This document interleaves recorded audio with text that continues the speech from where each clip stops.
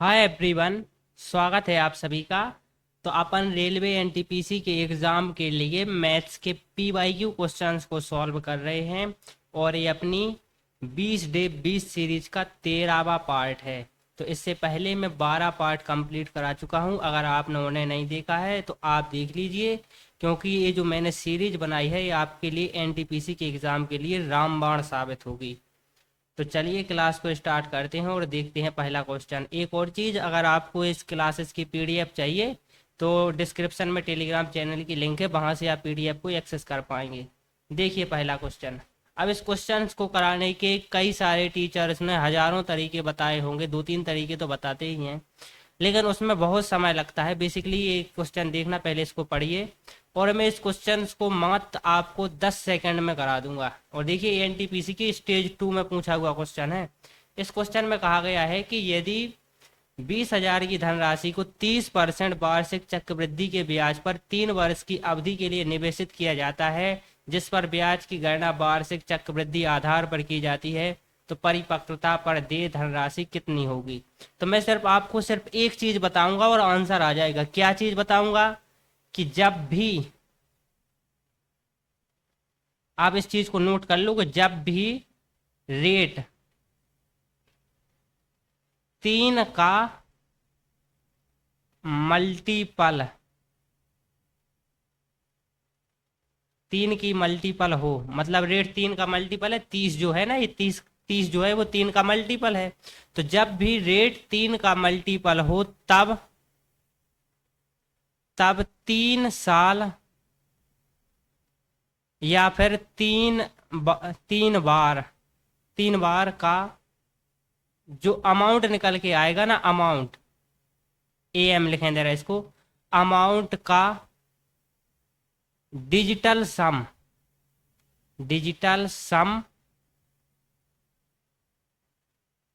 वही होगा जो प्रिंसिपल का डिजिटल सम है। तो बस सिर्फ याद रखने वाली चीज ये है कि जब भी रेट 3 का मल्टीपल हो तब 3 साल का ब्याज, और अगर 3 बार ब्याज मिले, जैसे उसमें नहीं कर देते कि अर्धवार्षिक कर देते हैं ब्याज की दर को, तो अगर अर्धवार्षिक ब्याज की दर अपन ने अगर निकाली, अगर वो भी 3 का मल्टीपल है और उसमें 3 बार ब्याज मिल रहा है, अर्थात 1.5 सालों वाली स्थिति है, तब भी का जो अमाउंट का जो डिजिटल सम होगा वह वही होगा जो प्रिंसिपल का डिजिटल सम है। अब आप यहाँ पर देखिए, इस प्रिंसिपल का डिजिटल सम 2 नजर आएगा, आपको 2 नजर आएगा। तो जो अमाउंट आएगा ना 3 साल बाद, उसका डिजिटल सम भी 2 होगा। देखिए इस ऑप्शन को, 4 और 3 7, 7 और 8 15, 15 का डिजिट, अब 9 9 को तो कैरी नहीं करेंगे क्योंकि डिजिटल सम को अपन 9 पे ही काउंट करते हैं। तो 4 और 3 7, 7 और 8 15, 15 का डिजिटल सम आ गया 6, तो ये आंसर नहीं है। अब 4 और 3 7 और 8 और 8 16, सो 16 और 7 कितना होता है 23, 23 का डिजिटल सम 3 और 2 5, ये आंसर नहीं है। अब इसमें देखिए 4 और 3 7, 7 4 11, 11 और 9 20, इसमें डिजिटल सम 2 आ रहा है, तो ये अपना आंसर कंसीडर करेंगे। पहले इसको देखेंगे, 4 और 3 7, 7 4 11, 11 और 8 19, 19 का डिजिटल सम आया कितना 9 और 1 10, तो इसका डिजिटल सम आ गया 1, तो ए भी आंसर नहीं है। तो ऑप्शन सी अपना आंसर हो जाएगा। मत अपन को इस क्वेश्चन में कोई कैलकुलेशन नहीं करनी थी। तो अगर आप इस तरीके के तरीके सीखना चाहते हैं तो भाई मुझे को थोड़ा सा सपोर्ट कीजिए, इस चैनल को सब्सक्राइब कीजिए और लाइक कीजिए। मैं आपको ऐसे ऐसे तरीके बताऊंगा जो आज तक किसी टीचर ने नहीं कराए होंगे। मैं थोड़ा सा हिचकिचाता हूँ ऐसे तरीकों को कराने में, क्योंकि मुझे लगता है कि आप लोग उसे पसंद करोगे या नहीं। लेकिन चक्रवृद्धि ब्याज के केस में मैं अपने तरीके जरूर बताता हूँ, क्योंकि ये बेहद फायदेमंद है। तो देखिए इस क्वेश्चन को अपन ने क्या सॉल्व किया, मत आप 10 सेकंड में आंसर मार देते इस क्वेश्चन का। चलिए अगला क्वेश्चन देखिए, ये है अगला क्वेश्चन। तो अब आप ये बात याद रखना कि जब भी रेट 3 का मल्टीपल हो तब 3 साल का जो अमाउंट होगा उसका डिजिटल सम वही होगा जो प्रिंसिपल का डिजिटल सम है। देखिए ये क्वेश्चन। अब इस क्वेश्चन में क्या कहा है कि जब ब्याज की दर 20% वार्षिक है और ब्याज की गणना अर्धवार्षिक चक्रवृद्धि आधार पर की जाती है, तो 4,000 की राशि पर 3/2 वर्षों में प्राप्त मिश्रधन, इसमें भी अपन उसे अमाउंट पूछा गया है, लेकिन अब देखना है कि 20% रेट जो दी गई है ना, जो 20% रेट दी गई है, 20% रेट, ये वार्षिक दी गई है, वार्षिक दी गई है, और ब्याज की गणना अर्धवार्षिक रूप से कर रहा है। तो अर्धवार्षिक की रेट अपन कैसे निकालेंगे, वार्षिक की रेट में 2 का भाग देंगे। तो अर्थात अगर 20% वार्षिक है तो 10% अर्धवार्षिक है, 10% अर्धवार्षिक है। अब आप ध्यान से देखना कि जो राशि है ना वो 3 सहित 2 वर्षों के बाद अपन को बताने, 3 सहित मतलब 3/2 वर्ष कितना होता है, 3/2 वर्ष होता है 18 महीने। 18 महीने का मतलब ये है कि अपन को ब्याज 3 बार मिलेगा।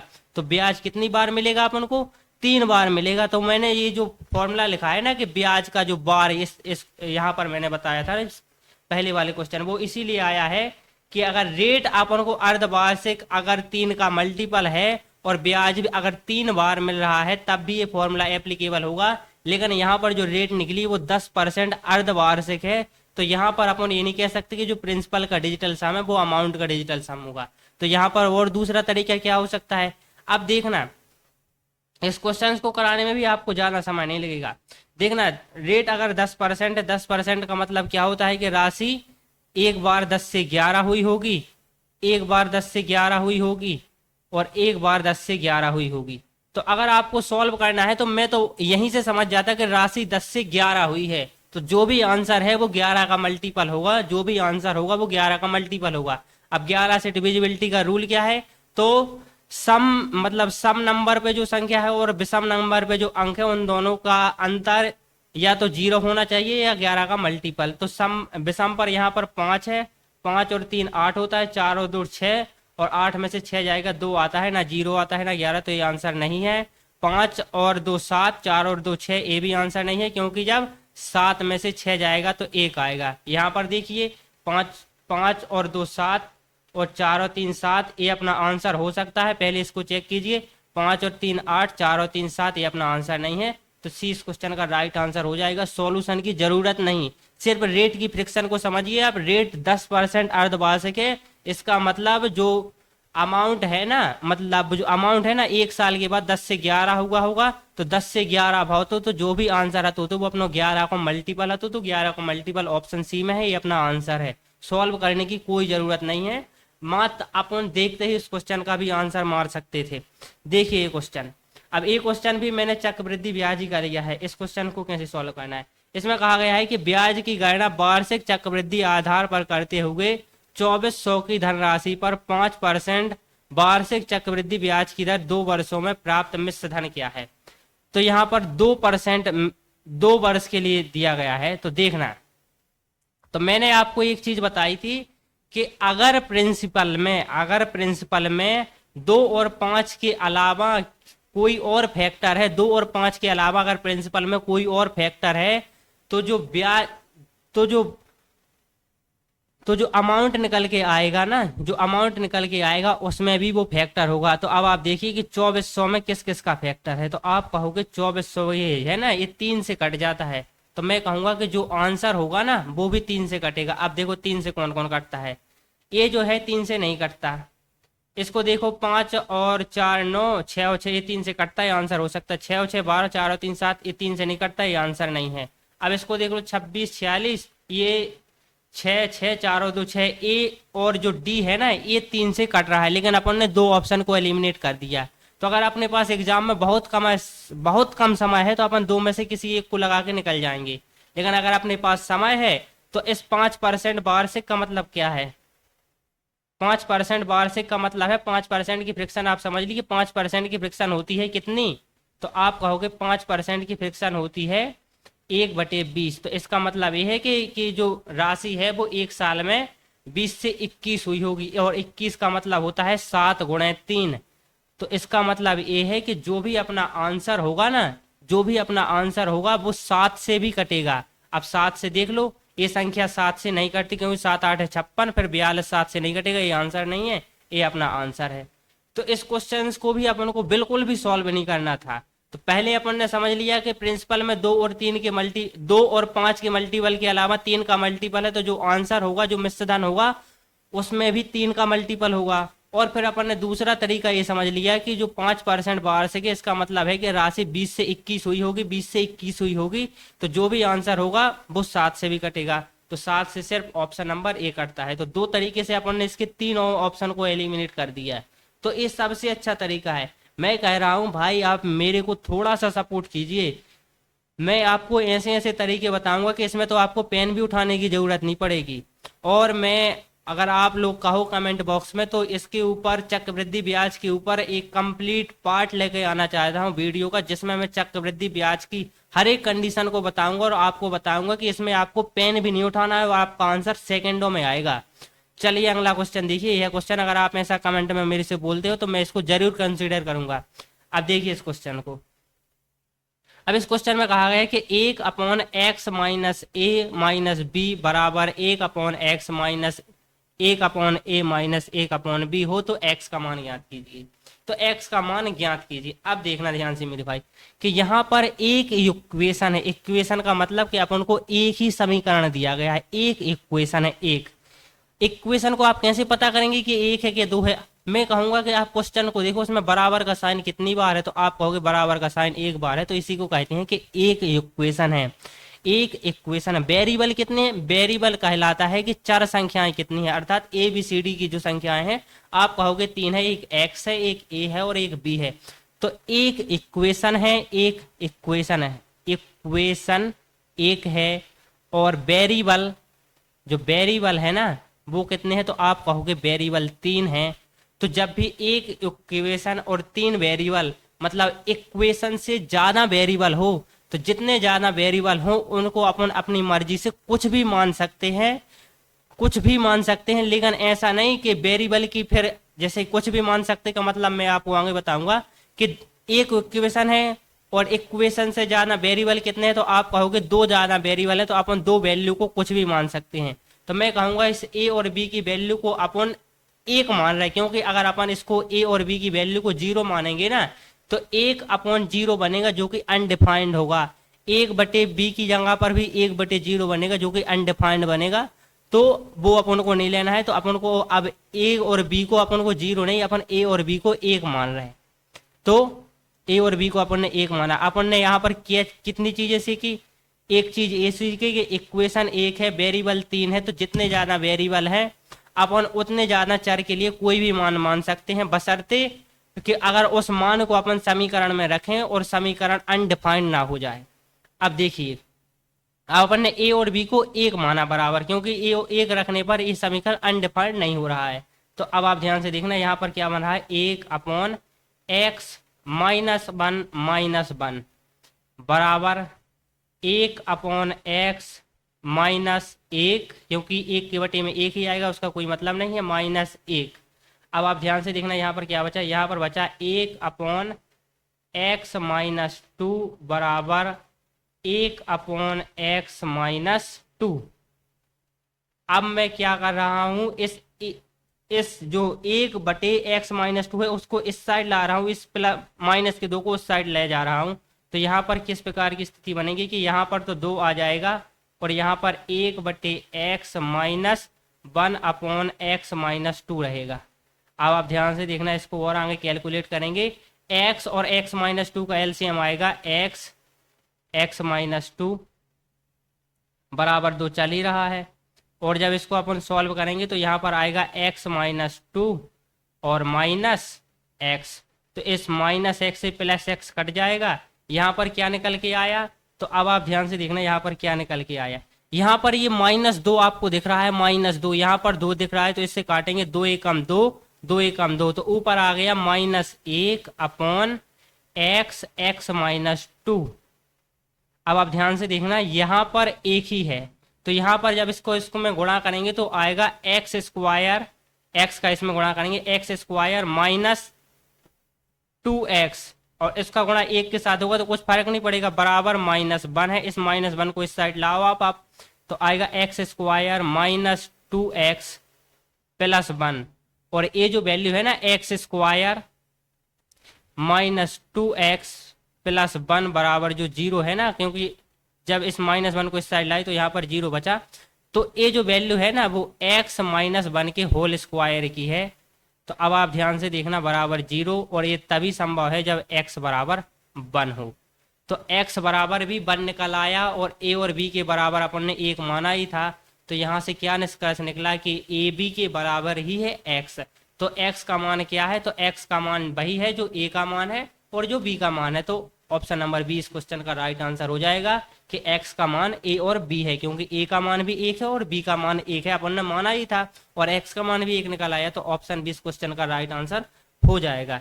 देखिए इस क्वेश्चन को, अब इस क्वेश्चन में कहा गया है कि P बराबर A into M into R और Q बराबर B into M into 2 into R है, जहां A B C M और R विषम अभाज्य संख्याएं हैं।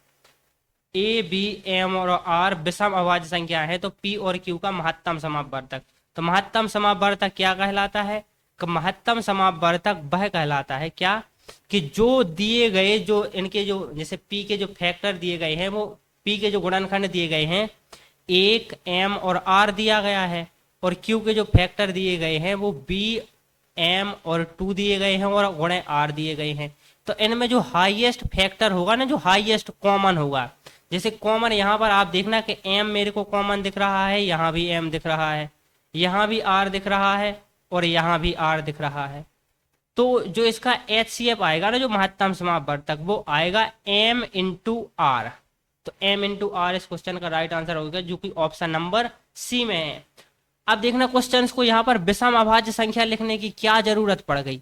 विषम अभाज्य संख्या लिखने की जरूरत इसीलिए पड़ गई क्योंकि अगर अपन जैसे एक बचा ए बचा है, अपन ए कह रहा है कि एक विषम संख्या है, मैं कहूंगा ये 2 है, क्योंकि 2 भी तो एक विषम संख्या है, लेकिन क्वेश्चन ने स्पष्ट बोल दिया है कि विषम संख्या जो है वो अभाज्य संख्या भी होनी चाहिए, और 2 अभाज्य संख्या नहीं है, क्योंकि अगर अपन ए को 2 मान लिया तो ए भी 2 हो जाएगी, और ये जो 2 दिया ही गया है इस साइड, तो इस ए भी निकल आएगा, तो यहाँ पर गुणा 2 हो जाएगा, तो m इंटू आर इंटू 2 हो जाएगा। लेकिन क्वेश्चन ने अपन से स्पष्ट बोल दिया है कि विषम अभाज्य संख्या होनी चाहिए, तो ए किसी भी स्थिति में 2 नहीं हो सकता। तो अपना आंसर हो जाएगा m इंटू आर, जो कि ऑप्शन नंबर सी में दिया गया है। देखिए 2r कन्फ्यूज करने के लिए ऑप्शन में भी दिया गया है डी वाले में।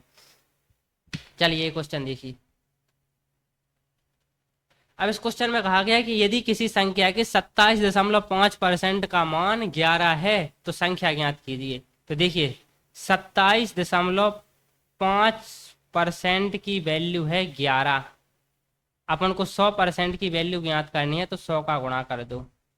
अब देखना इसको काटेंगे, 11 एकम 11, 11 दूनी 22, 2 बार जाएगा, फिर बचेगा 5, 11 पाना 55, 2 के बाद एक दशमलव, दशमलव के बाद एक संख्या है तो एक जीरो यहाँ पर लगा देंगे, दशमलव को हटा देंगे, 25 एकम 25, 25 चौका 100, 40 इस क्वेश्चन का राइट आंसर होगा, जो कि ऑप्शन नंबर सी में दिया गया है। देखिए एनटीपीसी स्टेज 2 का क्वेश्चन है। चलिए अब ये क्वेश्चन देखिए, अब इस क्वेश्चन में कहा गया है कि यदि किसी वर्ग की प्रत्येक भुजा में 50% की वृद्धि की जाए तो उसके क्षेत्रफल में कितने प्रतिशत परिवर्तन होगा। तो अब आप ध्यान से देखिए, इस प्रकार के क्वेश्चंस को क्या इस प्रकार किया जाता है। मैंने इस क्वेश्चन को आपको 2-3 बार बता दिया है, एक बार वृत्त की स्थिति में बता दिया, एक बार घन की स्थिति में बता रहा हूँ, और आज वर्ग की स्थिति में बता रहा हूँ। तो इस क्वेश्चन को करने के लिए सबसे पहले आप वर्ग का क्षेत्रफल का फॉर्मूला देखिए कि वर्ग का क्षेत्रफल क्या होता है।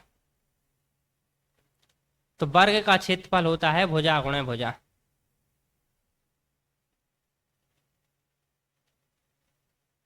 तो मैंने आपसे ये पहले बताया था कि जिसमें परिवर्तन हो रहा है, किसमें परिवर्तन हो रहा है? वर्ग की भुजा में। तो वर्ग की भुजा में परिवर्तन हो रहा है, और इसमें भुजा में परिवर्तन से अपन को क्षेत्रफल में परिवर्तन ज्ञात करना है। तो इस संबंधित फॉर्मूले में देखा जाता है कि भुजा का गुणा कितनी बार हो रहा है। तो आप कहोगे कि भुजा गुणे भुजा, भुजा का गुणा 2 बार हो रहा है, 2 बार गुणा हो रहा है।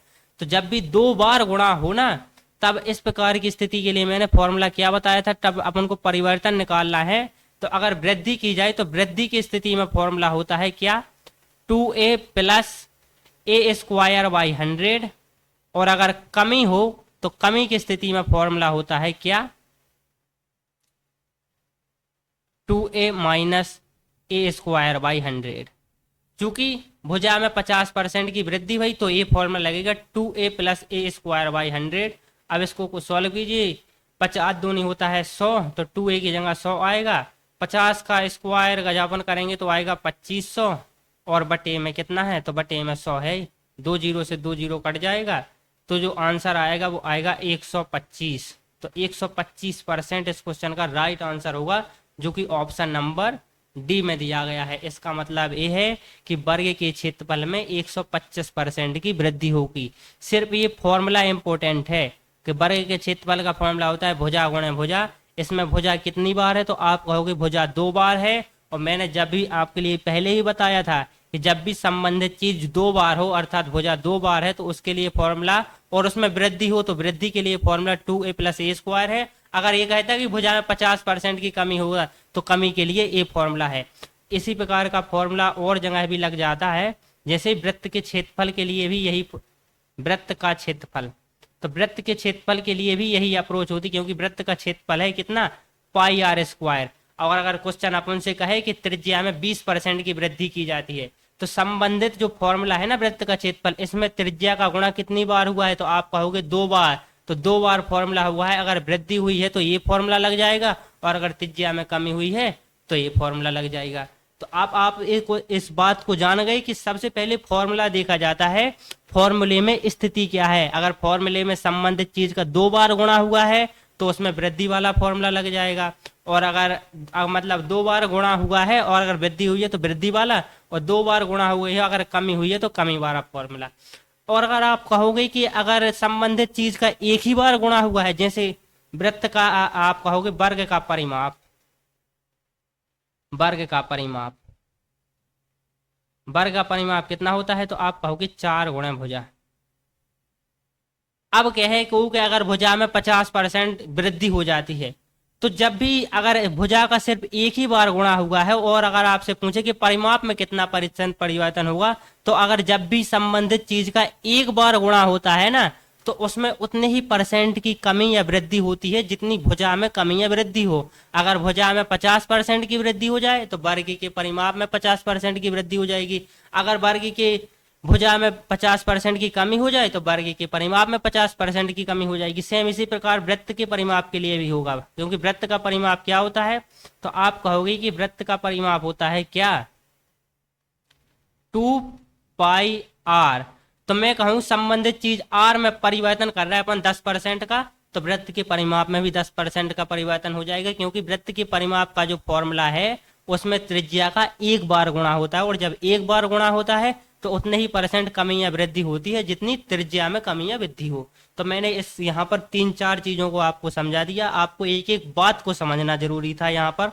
देखिए इस क्वेश्चन को, अब इस क्वेश्चन में कहा गया है, अब इस क्वेश्चन में क्या कहा गया है कि एक विक्रेता 60% लाभ पर 3 रुपए में 15 नींबू बेचता है। उसने 1 रुपए में कितने नींबू खरीदे थे। देखिए एनटीपीसी स्टेज 2 का क्वेश्चन है, मैं आपको अच्छे अच्छे क्वेश्चन कराता हूं। तो देखिए इस प्रकार के क्वेश्चंस को अपन को कैसे सॉल्व करना है कि जब उसने 3 रुपया में बेचे हो ना, तो उसे 60% का लाभ हुआ। अब आप सिर्फ इस चीज को देखो, 60% की फ्रिक्शन कितनी होती है, तो आप कहोगे 60% की फ्रिक्शन होती है कितनी, 60% की फ्रिक्शन होती है 3/5।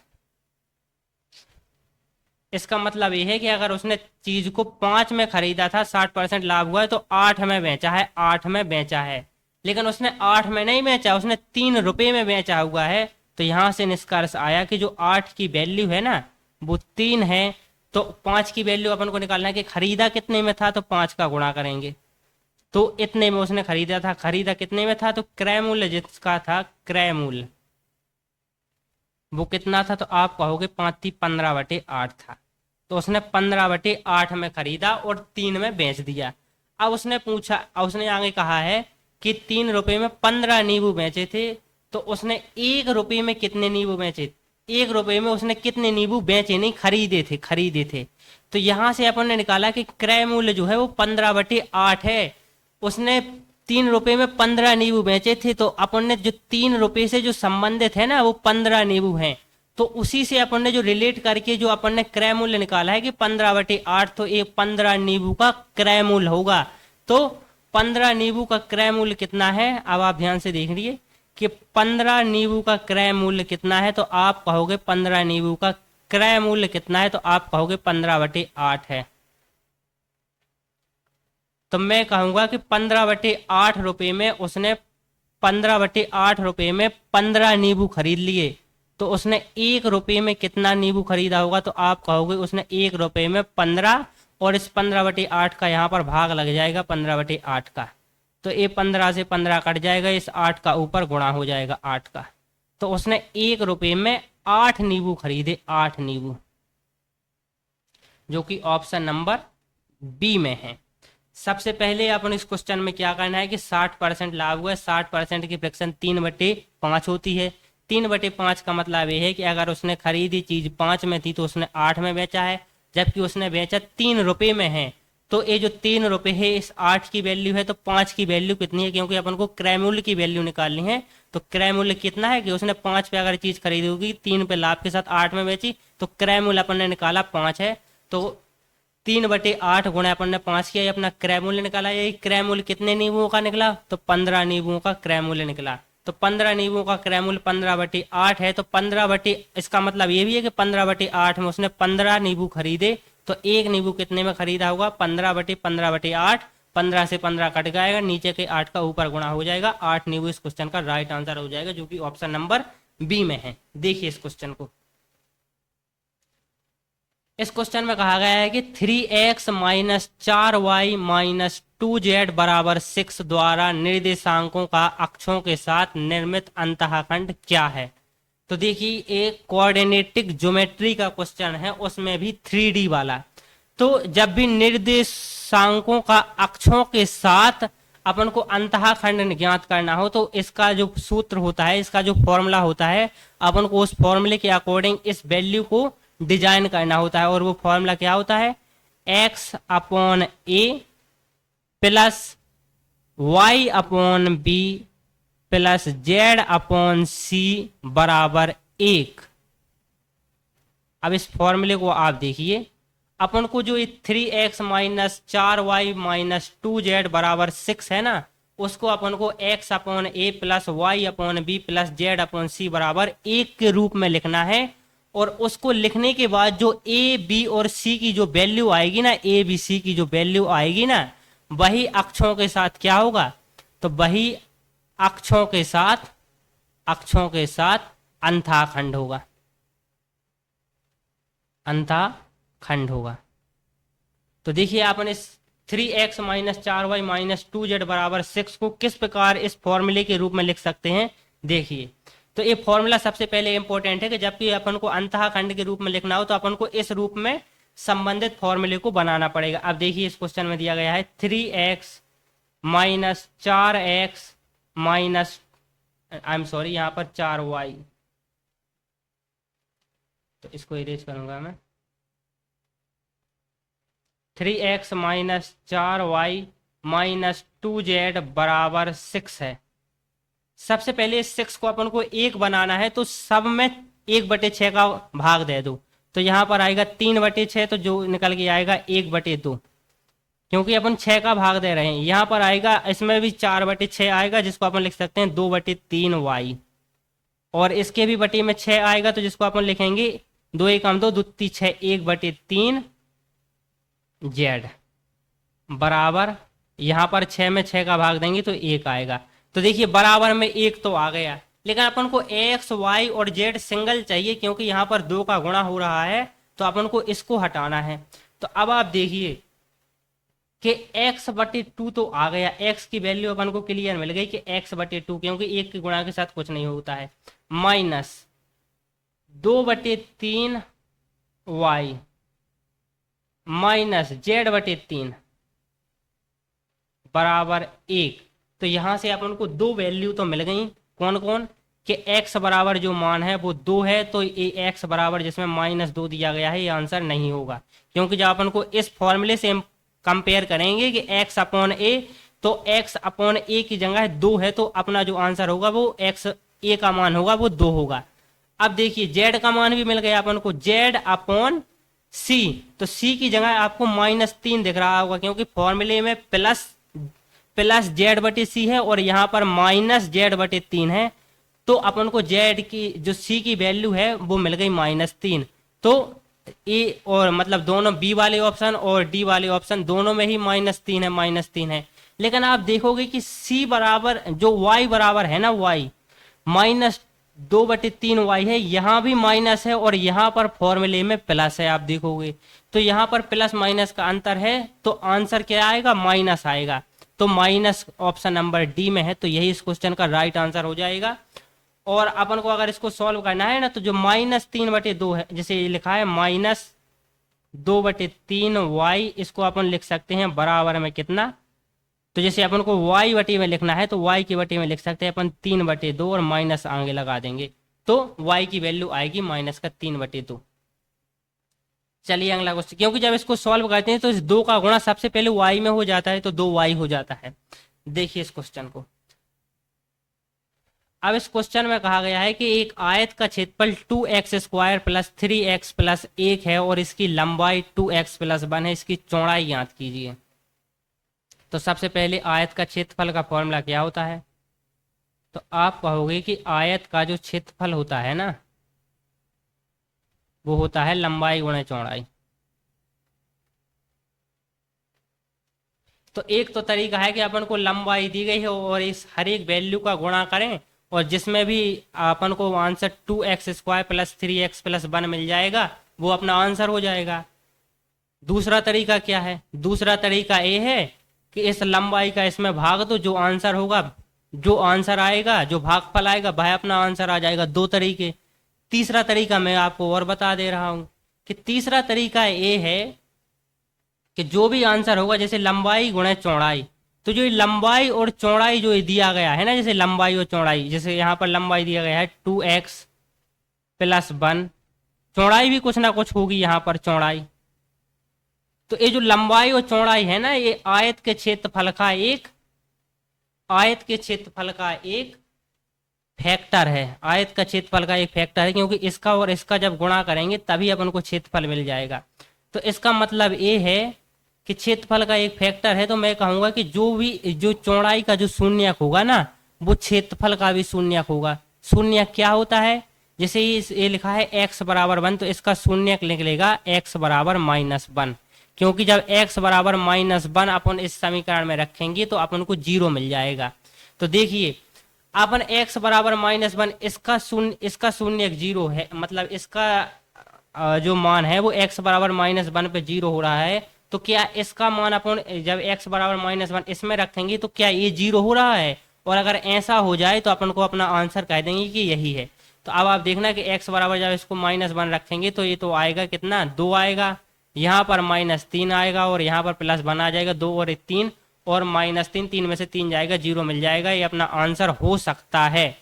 यहाँ पर देखिए, यहाँ पर तो अब अपन को इस एक निष्कर्ष यहाँ से निकल के आ गया क्या, कि जो भी आंसर है उसका जो भी शून्यक है वो -1 है, तो इसका शून्यक हुआ वो +1 है और इसका शून्यक +2 है, तो ये आंसर नहीं है। अब इस क्वेश्चन को देखिए, 2x + 2 यहाँ से शून्यक निकला या कितना, आप कहोगे -1, क्योंकि जब 2 को उस साइड ले जाएंगे बराबर 0 करेंगे तो -2 आ जाएगा, और 2 का जब -2 में भाग देंगे तो -1 आना जाएगा। तो अब ए भी आंसर हो सकता है और बी भी आंसर हो सकता है। तो अब क्या करें, तो अब पहले बी को पुट कर लो। तो जब आप बी को पुट करोगे 2x + 1 और इसका जब गुणा करोगे 2x + 2 के साथ, तो अब आप देखोगे 2x का गुणा 2x के साथ करेंगे तो आ जाएगा 4x² प्लस, और जब आप अब इस 2x का 1 के साथ गुणा करेंगे तो 2x आ जाएगा। अब इस 2x का इस 2 के साथ करेंगे तो 4x आ जाएगा, प्लस अब इस 2 के साथ करेंगे तो 2 आ जाएगा। अब तो आएगा 4 और 2 6x + 2 प्लस 4x²। तो अपन जब 2 को कॉमन भी ले सकते हैं तो आएगा कितना, 2 को अपन जब कॉमन लेंगे तो आएगा कितना, 2 को अपन ये वैल्यू अल्टीमेटली ज़्यादा आ गई। ज़्यादा कैसे आ गई कि 4x² प्लस 6x + 2 है, लेकिन जो अपना आंसर दिया गया उसमें 4x नहीं है, उसमें 2x है, तो ये अपना आंसर नहीं होगा। और तो फिर अपना एक ही ऑप्शन बचा, ये आंसर है, क्योंकि यहाँ पर 4x² आ गया। जब अपन इसको 2 को कॉमन ले लेंगे तब आएगा x² प्लस 3x + 1। तो ये जो है ना, ये 4x² आ रहा है, जबकि अपन को चाहिए 2x² है। तो 3-4 तरीके हैं जिन तरीके से इसको अपन पहले ऑप्शन को एलिमिनेट कर सकते हैं, बाद में जो 2 या 1 ऑप्शन रह जाएगा उसमें अपन वैल्यू पुट करके देख लेंगे, अपना आंसर मिल जाएगा। देखिए आज के क्वेश्चंस लगभग अपन ने सब कंप्लीट कर लिए हैं, तो जुड़े रहिए हमारे साथ और तैयारी कीजिए रेलवे एनटीपीसी के मैथ्स के क्वेश्चन की एक बेहतर अप्रोच के साथ। तो चलिए आज की क्लास को समाप्त करते हैं।